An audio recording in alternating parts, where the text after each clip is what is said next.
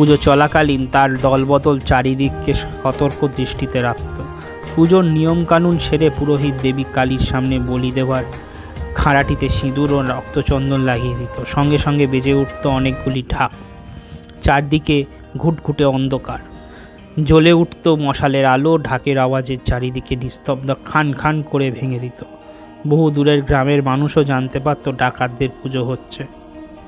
1808 সালের শেষ দিকে শীতকাল, শান্তিপুর থানা এলাকার কুলিয়া গ্রামে দলবল নিয়ে জঙ্গলের মধ্যে বিশ্রাম করছিল বিশ্বনাথ। এই সময় গুপ্তচর মারফত খবর পেয়ে ইলিয়ট ও ব্ল্যাকওয়ার তাদের সৈন্যদের নিয়ে আচমকা জঙ্গল ঘিরে ফেলে। ধরা পড়ে যায় বিশ্বনাথ ও তার দলের বেশ কয়েকজন।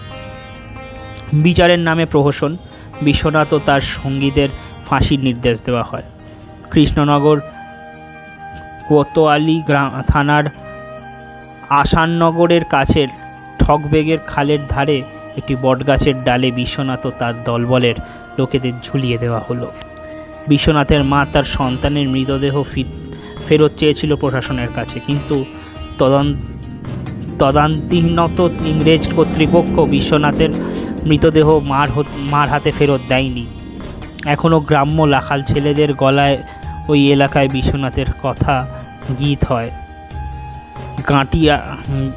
গাঁটিরা, ভাতশালা, কালীতলা, ভীমপুর, আসাননগর এলাকায় এখনও শোনা যায়, ওরে রফি দেখে যা কি দশা হলো, আসাননগরের মাঝে আশা ফুরাইল।